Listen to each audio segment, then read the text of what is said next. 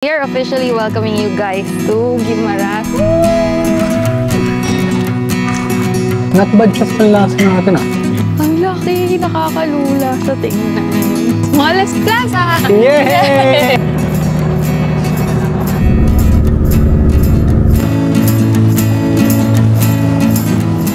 Good morning, guys. Pupunta tayo sa Guimaras. Time check, 10:20 PM. PM? At AM pala, sorry. Sabog pa. Antok ako? Antok. See you later sa Guimaras. Let's go! Tayo ngayon sa Jordan. Tapos itong smallest plaza. Pizza restaurant po dito sa area na to. Guys, wala nila kayo dun sa registration area. Mag-a-assist sila ng mga pwede nyong masakyan. Tapos kung ano yung mga gusto nyong puntahan. Tapos pwede kayong mamili kung ayaw nyo lahat i-check kasi ang dami Dami. So, nabawasan ng 500 kasi supposedly it's 2,000 pesos yung tricycle. Pero naging 1,500 kasi hindi naman namin lahat pupunta. So yeah. Tapos sila na rin nag-arrange kung sino yung tricycle. Ayan. Ito, guys. At Rimmel Best balikan mo, sir. Ito yung driver. Thank you po. Hello po. Thank you po. Sir, antayin ka na ng driver siya makauwi siya na mag-picture-picture sa iyo. Okay po. Salamat po. Thank you. Thank you. Salamat. Let's go! Bye na tayo. Yay! Let's go! Let's go! Start na ng ating tour. So, first stop is the smallest plaza. Literal, Yay. ito lang siya, guys. Tada! Ito na yun. Smallest nga eh. Oo nga. Kaya nga sabi ko nga eh. Ganda. Picture-picture lang dito. Ah. Guys, ready na ba kayong umikot sa smallest Plaza. Literal, ikutin lang natin to. So, ito yung first stop dun sa ginawa naming customized tour. Tapos, yun nga, 1,500 yung bayad sa tricycle for 2 person. Then, after this, saan tayo pupunta? Hindi ko rin alam. Baka sa wind farm na yata. At Ano yun? naikot na namin ang smallest plaza! Yay!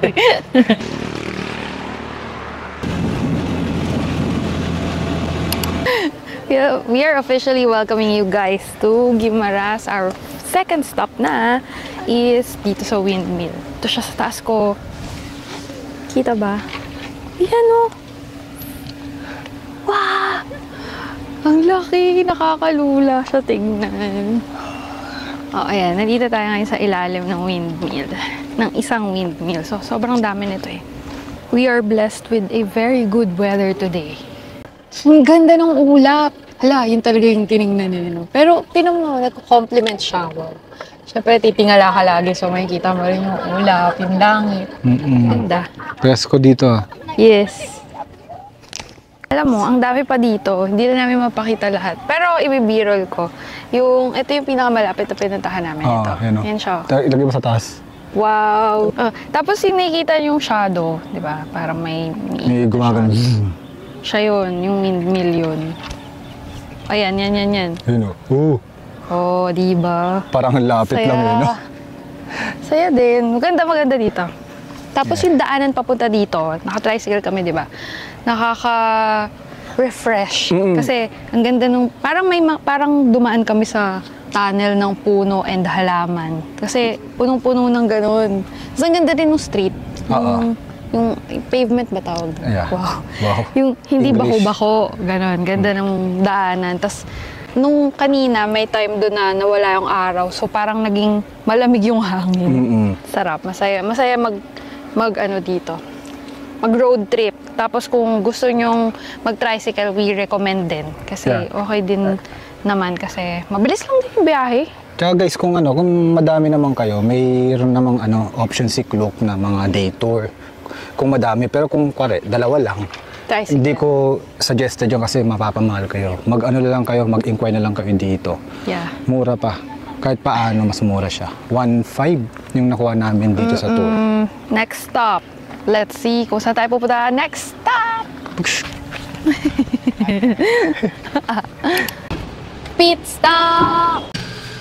We are here sa pit stop for our lunch. para matikman din yung mango pizza na super sikat dito, tsaka recommended din ng mga locals, pati yung mga friends nating content creators, katulad nila Exploration. Tapos panood ko, hindi ko pa friends sila Marvin sa mga.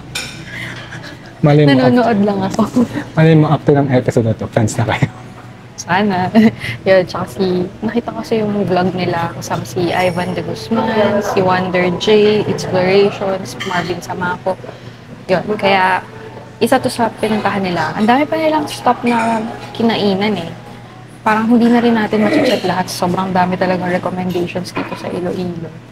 At Gimaras to. At Guimaras. Doon pa lang sa Iloilo, grabe. Nag-post ako ng isang araw sa threads asking kung saan okay kumain. Sobrang daming nag-respond na taga Iloilo siguro yung mga yun. Tapos, super helpful nila. Tinuturo pa nila paano pumunta from our hotel or our area going to kung saan man yung nirecommend nila. Usually, ang mga nabanggit nila is Alias, Batchoy na. Choy, yung Molo, tapos yung Roberto's na na-try na namin kahapon. Tatoys. Tatoys, hindi pa natin natatry. Itong pit stop, dito sa Guimaras to, hindi to sa Iloilo.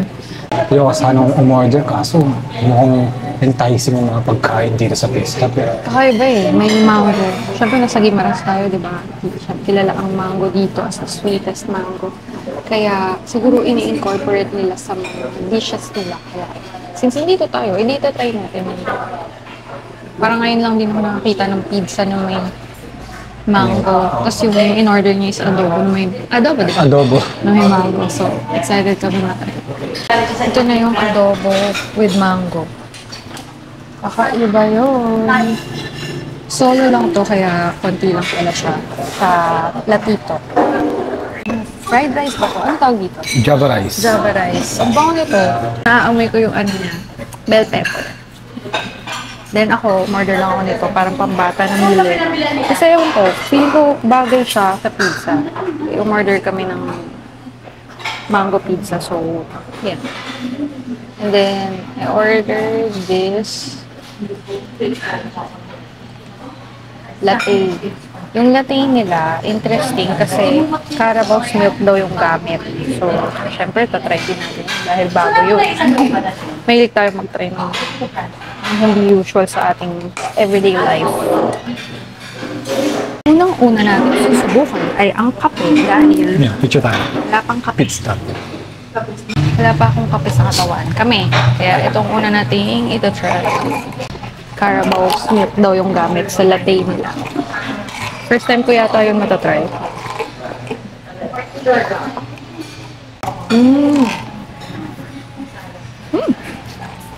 Tamis ba?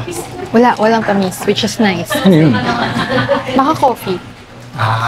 Kala ko yung ilalim kasi dark. Akala ko nilagyan nila na mga syrup, pampatamis. Buti wala, kasi ayoko na. Kasi hindi siya latte pag ganun. Latte should be, ano lang, kape and milk. Masarap. Tignan ko nga to. Ang creamy ng milk. Ganyan pala yung Carabao milk na. In fairness yung mga kape dito Arabica. Salamat. Filipino style spaghetti. Try ko din yung adobo with mango. Ay, parang naging hamonado. Ayun, nga. Ayun pala yung naano kong lasa. Kasi matamis eh. And then may peanuts for ibang texture. It kind of tastes more like hamonado than adobo. Dan adobo, no? Guys, ito na yung mango pizza. Yung medyo malaki yung kinuha namin kasi hindi available yung pinakamaliit. Wow! Tadakimasu!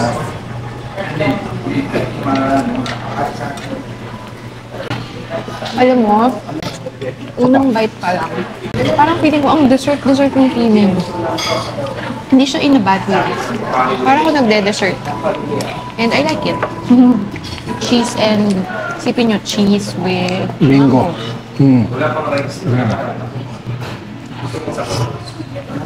dessert and snack in one. Not bad siya sa panlasa natin ah. Yung mga parts na mas konti yung cheese, mas malalasahan mo yung mango. Ang sarap din. Nilagyan nila ng konti peanut ba or cashew nuts. May cashew. Sarap siya. Yun na. Tapos na kami kumain sa pit stop, guys. Parang last stop na yata tayo after this. Kasi hindi naman namin susuyudin lahat ng pupuntahan. Parang gusto lang namin talaga yung windmill nga. Tapos ito, kain dito. And then beach na, no? Beach. Okay na tayo sa ating cute na tricycle.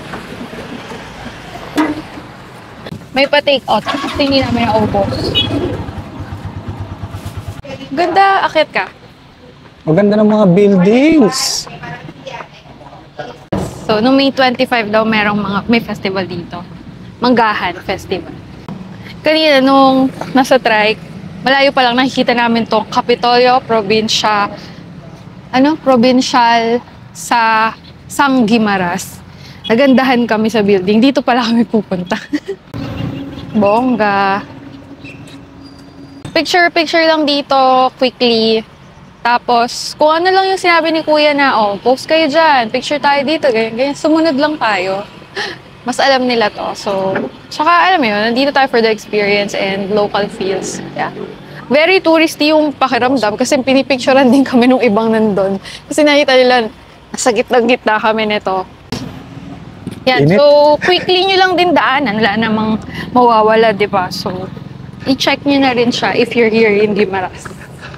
Expect lang, sobrang init. Woo! Tanghaling tapat eh. Yeah.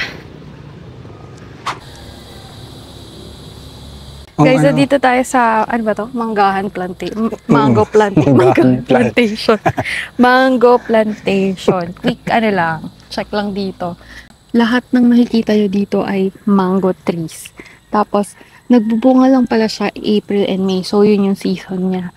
Ngayon, after that, wala na. Ito na siya. Puno lang siya. So, na-late pala tayo ng 1 month. mga ano. Punong-puno daw talaga to ng mga mangga tuwing season niya. Parang ang lamig ng hangin kasi covered lahat ng mango trees dito. Tapos walang pumapasok na, konti-konti lang yung pumapasok na sunlight or sun rays. So biglang lumamig. Na pawis kami dito, di ba? Biglang naging presko. Pa-picture tayo kay Kuya. Nga eh.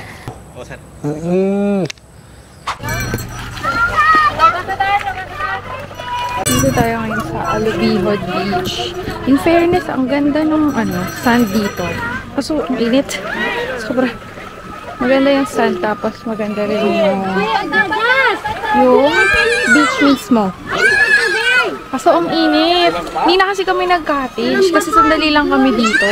So, entrance lang muna yung binayaran namin. Tandaan lang. Oo, 100 pesos to enter the Alubihod Beach Cove.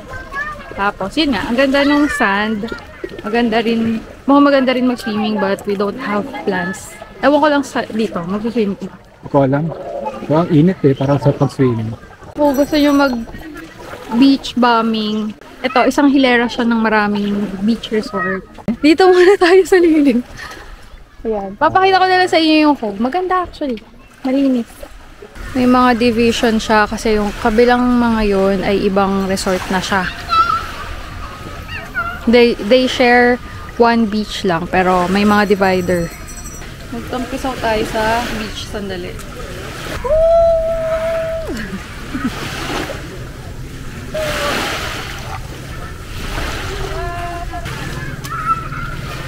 Umuulan guys, oh. First time namin makaranas ng umuulan sa beach, pero sobrang tirik yung araw.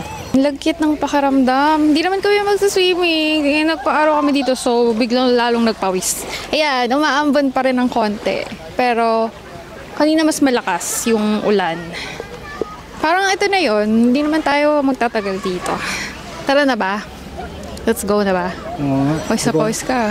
Init nga eh. Ay! Parang sarap maligo. Nakubad na ako oh.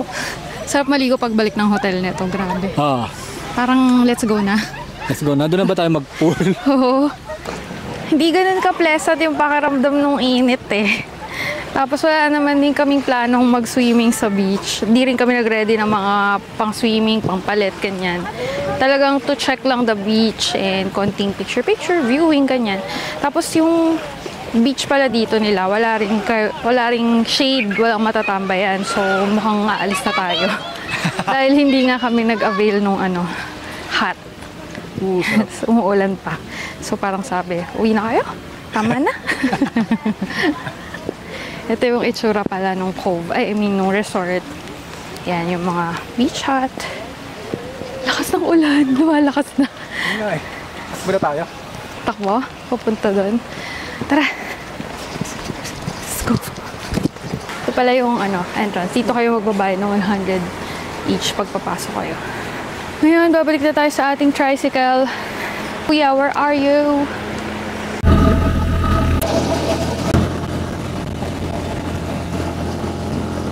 Mango shake muna tayo kasi ang init. Dito tayo sa Edmar's Fresh Mango Shake. 220. Lasa nga yung mango shake nung kabataan. Yung binibili natin paglabas ng school. Yung trap. Thank you. Bili tayo mangga, guys. Bibili natin yung pang 5 to 6 days pa bago mahinog kasi uuwi pa natin siya sa Manila. Bibili tayo ng 3 kilos. Sorry. 3 kilos dito. 5 to 6 days pa na mangga. So, si ate na yung papiliin natin. Huwag daw pala ilalagay sa ref. Hayaan lang siyang mahinog. 5 to 6 days. Oo, 5 to 6 days Yes. pwede na siyang kainin. Okay, that's 3 kilo. 3.1. Maasim. Pareho lang po ng timpla. Magkaiba lang yung hiwa. Oo, ma'am. Ano mas gusto mo? Yung Pino, B o ito? Gusto niyo sa pino. Ito na lang. Try natin itong atsara, mangga. Sarap pa. Pa-add na po niyan ate. 100.